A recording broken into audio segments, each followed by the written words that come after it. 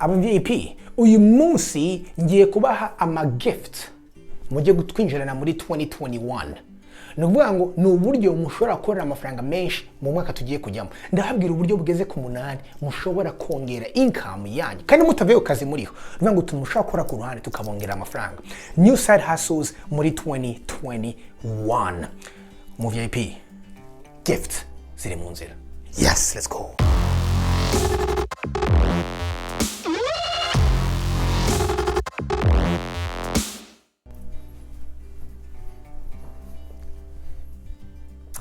Hey, Abavips, muraho murakomeye, mumeze neza. Nongeye kubasuhuza cyane ini ya channel yanyu Abavips TV, ahantu tubagezaho ibintu bya business, entrepreneurship ndetse no kwiteza imbere.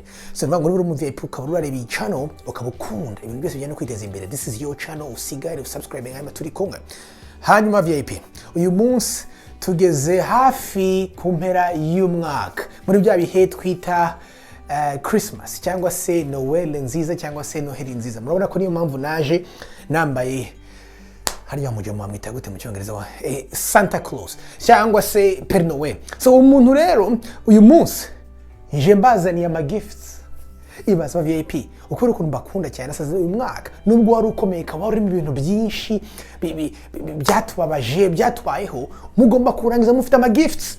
Uyu munsi mbazanira gift umu VIP urashobora kurambaza ati sana gift uza kutuzanira kambwira gift nza kubazanira VIP gift ntabahiruti yindi ngiye kubaha uburyo bugera kuri 7 cyangwa 8 nimusigana nyenda bahana bonus ushobora gukorera amafaranga menshi mu mwaka utaha. Uyu munsi ngiye kubaha websites n'ama side hustles utumushobora gukomeza gukora ku ruhande tukakongera amafaranga. Ngiye nyo gift uyu munsi mbahaye aba VIP. Uburyo bwa mbere rero ushobora gukorera amafaranga menshi mu mwaka ugiye kuza 2021 ku bantu bari muri Amerika, muri Canada ndetse n'ibindi bihugu by'Iburayi bishobora ko izi programme zihari. Ni programme ngewe na madamu twakoze tugitangira ndetse yaradufashije mu buryo bwinshi. Izi programme ni yihe? Ni yitwa shared living program cyangwa se ni home healthcare support. Umuntu kamufata nuvuga ngo leta iguha umuntu ushobora kuba afite ikibazo cyo mu mutwe hanyuma kamushiri wawe. Muri hangaha turi muri state yacu bita shared living program.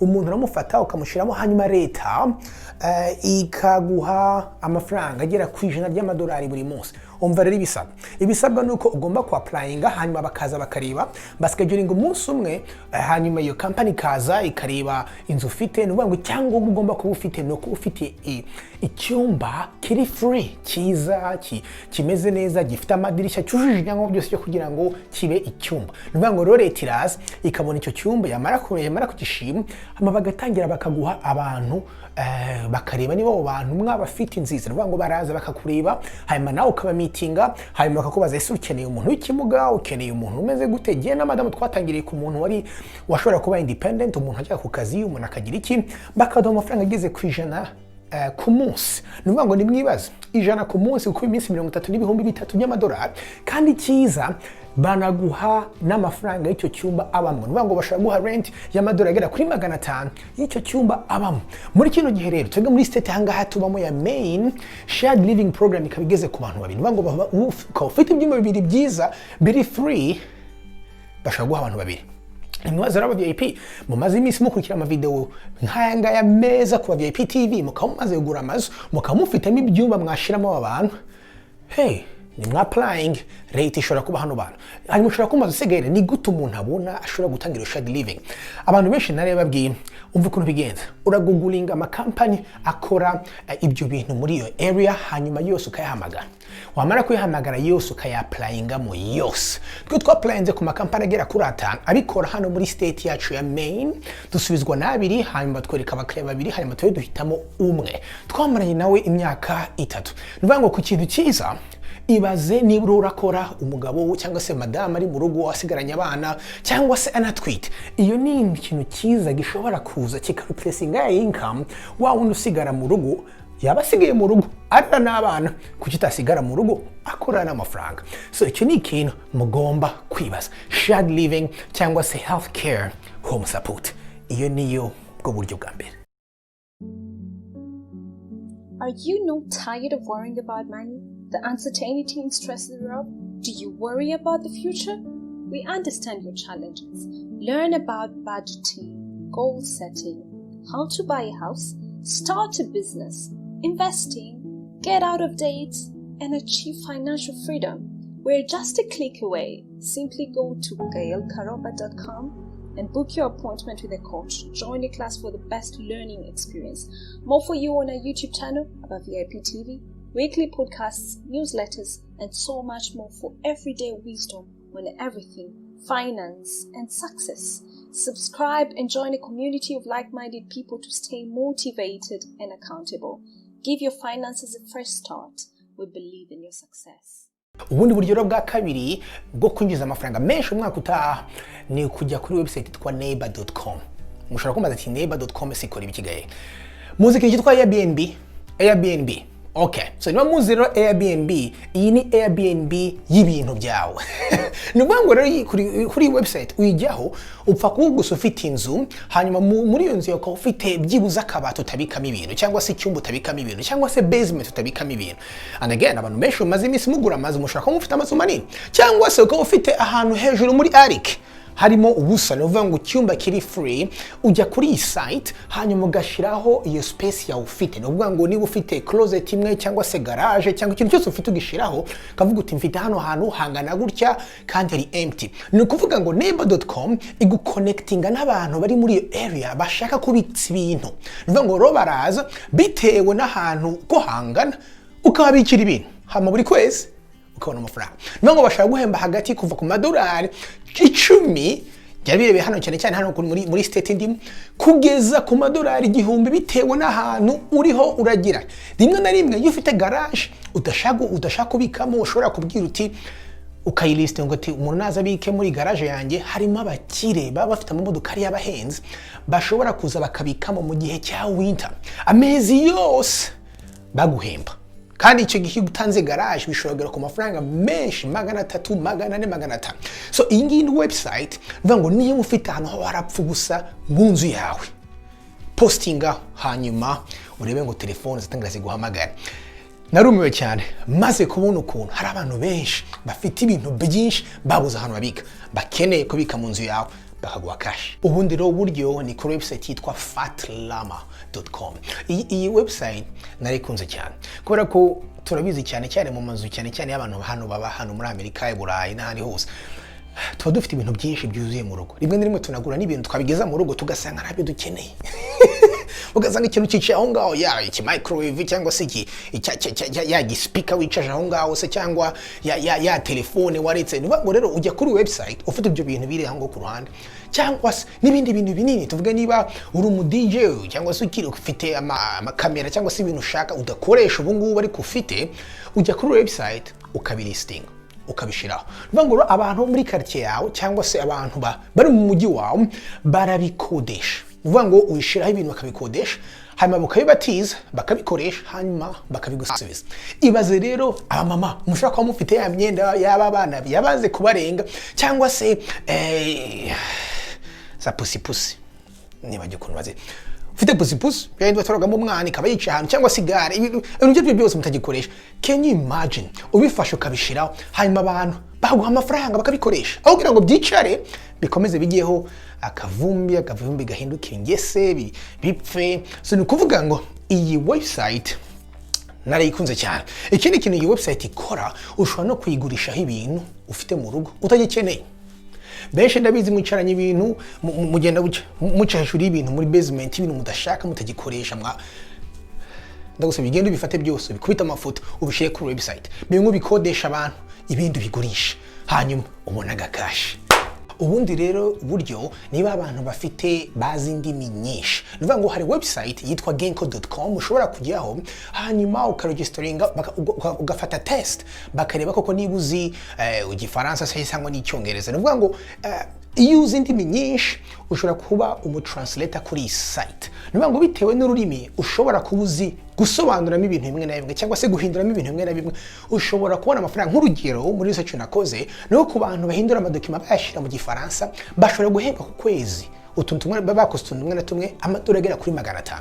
Aba translating bashira mu cyongereza bo bashaka gukorera kugeza ku madolari 400. Nivuga ngo rero bitewe n'izindi ndimi washobora kubuzi icyo gihe uko indimi zigenda uzi ziba zikenewe cyane niko n'amafaranga ajya hejuru. Iyo umaze gutranslatinga document imwe rero ikagenda neza ukabona amanota meza kuri website baguha review nziza, hanyuma afite review nziza niwe wabona n'ubundi buzi bw'abandi bantu mu gihe kizaza kandi bunahemba neza. So ngo niba uri umuntu uzi indimi cyangwa imwe cyangwa ebyiri kandi ukaba ufite umwanya, iyi ni site ushobora kujyaho ugatangira ugakora utwo tuntu ugahindurira abantu. Hanyuma rero ubundi buryo tugeze kwa noneho bakunda guteka kandi bazi kubita umusosi. Izi website ebyiri, iya mbere twa cuisine@home.com, indi kitwa cookingforengineers.com. Izi website kwa ebyiri ushobora kuzijyaho niba ukunda guteka, ukaba ukunda guteka ariko ukaba wana kwandika recipes cyangwa se ukaba wandika uko ugenda uteka ibintu. Banga ukaba kwandika utinshiramo ikiko kimwe cy'isukari, nkashiramo ibiyiko bibiri by'umunyu, nkashiramo akayiko kamwe k'amavuta, nkashira kutugose ukatwandika, hanyuma ugashira ku murongo, hanyuma wamara kubyandika ukikora n'utu video urateka utwo tuntu kudu special twizo zi guteka. Ndabizi ko muzi tuntu twinshi guteka, hanyuma ko tu video ukadushira kuri izi website. So izi website zishobora guhemba amadolari ageze kuri 50 kuri recipe imwe cyangwa se ku ndyo imwe uzi guteka nziza. Ibaze rero ubakubitiye za samaki n'ubugari, ariko se buri mugari babwishyura $50 simbizi kabisa. So nivuga ngo icyo ngicyo ni ikintu ushobora kureba, ntabwo mbizi neza ariko niba uzi akantu uzi guteka jya kuri izi website ushiraho recipe, ushiraho tu video uteka, hanyuma ushireho, hanyuma baguha amafaranga. So aka ni akantu ku bantu mebwe muzi guteka. Akandi ka website rero gakomeye ni website yitwa user testing. Iyi ngiyi ni y'abajene cyangwa se abantu babandi bahora kuri internet bajya kuri internet, abantu bikundira internet, abantu bakunda guhora kuri computer kandi bamenyere gukora ibintu bya online, uvuga ngo gushopinga online, baza mu website n'ibiki. Iyi usertesting.com ni website ujyaho, akazi kawe aba ari ugupima ama website. Tuvuga ngo hajya amakampani akomeye za kampani zose zikomeye, dushobora kuba tuzi nka za Facebook, za Netflix, amakampani yose dukomezi agurisha ibintu cyangwa se agurisha ama services ajya kuri iyi company. Hanyuma iyi company icyo ishinzwe ni ukugira ngo ibarebere ko website yayo akora neza kandi ameze neza. Nivuga ngo sasa wowe VIP ushaka gukubita du side hustle ujya kuri iyi, hanyuma ka registering, ugomba kuba ufite imyaka 18, ugomba kuba ufite computer, ugomba kuba ufite microphone, ugomba kuba ufite internet nziza, hanyuma ukajya ujya kuri izo website. So website ukugiyemo ukagenda uvuga ibitagenda neza, uko bitameze neza, ugatanga critiques zawe, ukavuga uti nabuza ahantu ho kugura kino kintu, nabuza ahantu ndebera ibintu byose, cyangwa uvuga uti website ibintu bagurisha babishize hejuru, bari iyo baza kubishira hagati byari kuba byiza. Nivuga ngo utanga reviews z'izo website hanyuma ugahembwa. Ushobora guhembwa amadolari 10 kuri buri website cyangwa se kuri buri task ukoze, kandi task ushobora kwikora iminota 20. So 20 ushobora kwinjira amadolari 10. Noneho hakaba n'igihe ushobora kuba as long as ufite fluency uzi kuvuga neza icyongereza, ushobora no guha noneho live feedback abakiriya. Nivuga ngo uri live feedback abakiriya ushobora gukorera amadolari ageze kuri 50.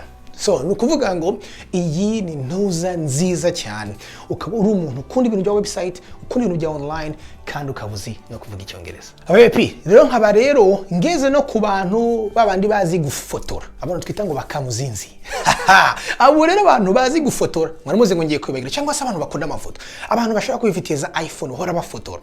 Nivuga ngo rero sasa hari uburyo mushobora kunyuza amafaranga namwe kuri izi website yitwa Shutterstock, yitwa Adobe Stock ndetse n'iyitwa Getty Images. So izi website zigura amafoto yawe. Ujabate zigura amafoto kubera iki? Sinzi namwe bwaje kuri website cyangwa kuri za website. Iyo mujye kuri za website za makampani akomeye mubona amafoto y'abantu, cyangwa se nigiye kuri Google ubona amafoto y'abantu. So niyo urebye utundi mu bintu bisanzwe ari amafoto yose mubona kuri internet n'abantu nkanjye nabe barayafotoye hama bakayagurisha ku bantu. Ngo kikora ugurisha exclusive right cyangwa se amafoto ya ama right ya ubaha right yo kugira ngo amafoto yawe bayagure hanyuma batangire nabo bayagurisha nuvuga ngo bayagurisha ku makampani akomeye ashaka kuzakora mu website akabashiraho cyangwa se ku bintu bitandukanye nuvuga ngo niyo mpamvu akenshi ubu ngubu soka n'abazungu mwakwicara ukabona umuzungu akubise ifoto y'ibiryo agiye kurya ukabona kubise ifoto y'akantu keza afite ngo as long as ushaka ufite uzi gucapturing utu moment twiza cyangwa se ukabuzeranye n'umubogare nk'uyu nguyu ushobora gufotora iyi foto ishobora guhenda kuri izo inuzi so nuvuga ngo icyo gihe ushobora kubona amafaranga so niba uri kundira kwifotora ukaba ufite udufoto twinshi unabitse unonaha jya kuri izi website utangira usubmiting ura amafoto ushobora kugura nuvuga ngo kuri ama website abiri ushobora kwinjiza hagati y'amasenti 20 kugeza kuri 59 ku ifoto ibaze hanyuma rero ufite high resolution camera ugafata ifoto nziza kwe nivuga nko ku bantu mushobora kujya iwacu mugafotora za nkazi wacu cyangwa se za ngagizi wacu cyangwa se my goodness hari mu Burundi habiki okay so nuvuga ngo rero sasa ushaka gufotora ibyo bintu byiza hanyuma ukabishira kuri Getty Images yari Getty Images ishobora kuguhemba amadolari ageze ku 100 ku ifoto imwe so nuvuga ngo abantu bakunda gufotora aya mafoto mufotora ntimuyapfushe ubusa muyagurisha kuri izi sites mukorere mula rero AbaVip mwebwe mukomeza gukurikira paka ku muherezo murabizi ko ngomba kubaka bonus akabonus rero ko uyu munsi ni akantu ndi buhe cyane abantu biwacu mu Rwanda mu Burundi muri Congo hariya nyine iwacu bavuga runo rurimi ni mwumvise abantu ushaka mufite utu gift cyangwa se muzi gukora ibintu nkaza web design graphic designs utuntu nka turiya dutandukanye murebe nk'akantu ni umuntu wakanyohereje UmuVip wacu twaje well yeretse tuno tunazi gukora zikora utu graphic design ni ngibaze tuno tone uzi gufite utufoto tw'udukuru uzi gukora ushobora kudushira hano kuri website yitwa Upwork n'indi yitwa fiverr.com cyangwa se yitwa freelance izi website zijyaho abantu bafite utuntu bazi gukora akantu rozi gukora ugashiraho ushobora kuba hired n'umuntu uri hano i Burayi muri Amerika hano hose umunsi umwe nifite project ngomba gukora hano mpayaringa ngiye kuri Upwork mpayaringa umuntu uri mu Buhinde amfasha gukora project naho ndakora kubera iki kuko abantu nari kubona hano muri Amerika bari kunca amafaranga menshi ariko guhayaringa umu freelancer wo mu Buhinde byatumye nishyura make niyo mpamvu ubu ngubu abantu benshi ubu ngubu bamaze kumenya ibyo bakora bahayaringa abantu hanze y'Uburayi hanze yo muri Amerika niyo mpamvu izi website rero bisaba gusa kuba ufite ikintu uzi gukora icyo aricyo cyose niba uzi kwandika neza gusa niba uzi gutranslatinga gukora ibintu byose aho waba uri hose mu Rwanda mu Burundi Congo hari hose ushira kuri izi website ugakora profile yawe hanyuma abantu iyo baje rero bagashakisha umuntu uzi gukora icyo kintu izina ryawe riraza hanyuma ugashira n'ibiciro uca ikeshi 100% uzasanga uca makeya kuruta umuntu uri hano i Burayi cyangwa muri Amerika niho uhita ubona ako kazi so izi website ni iz'aba freelancers abantu bibitseho ubumenyi bashaka kwagura bagatenga no gukorera abantu bari hano muri Amerika Canada ndetse ni Burayi hanyuma rero ndashaka kurangiza ko turi mu mwuka wa Christmas ntanze ama gifts Sinavuga ngo rero ndagira ngo manze mwumve cyane ukuntu izi gifts ngomba kuzikora hari abantu bane shaka batsinda nuvuga ngo n'AbaVip wacu abantu biwacu muri East Africa Burundi Congo Rwanda abantu bane dushaka guha ama gifts turangiza uyu mwaka wa 2020 umvuka n'urugendo ni ukuvuga ngo ubushize twarazikoze abantu bane baratsinda babonye ama like menshi ariko ubu ngubu turabihinduraho gatoya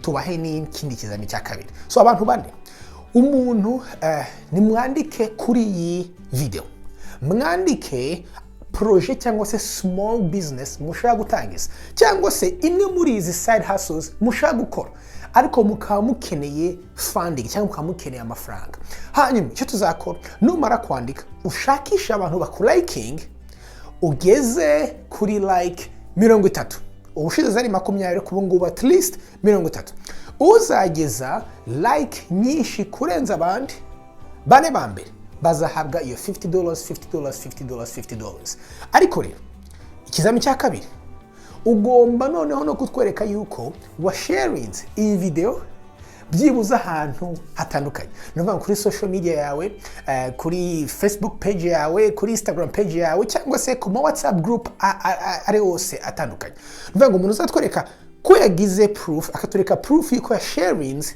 iyi video ahantu hatandukanye uwo nawe aziyongerera amahirwe yo gutsinda izi is $50. So ikizami cya mbere kubona like nyinshi kuri projet yawe. Ikizami cya kabiri gusharing video ahantu henshi hatandukanye. So nivuga ngo ibyo bintu combined ugatsindira izi gift. So AbaVip, nuvuga ngo iyi video ni wowe wayikunze, ukunda video nk'izi ngizi zikwigisha uburyo ushobora kongera income cyangwa amafaranga ukorera buri kwezi. Hari izindi video ebyiri nakozeho kera zivuga kuri side hustles ku bintu wakora ku ruhande, ndetse nigeze no kuvuga no ku yindi ku ma business ushobora gutangiza nta mafaranga ufite. Ntabwo izi video ndaza kuzishira hano, hanyuma izindi zishira mu description muzazirebe. AbaVip, mwakoze cyane. God bless. Now utaha. You're welcome.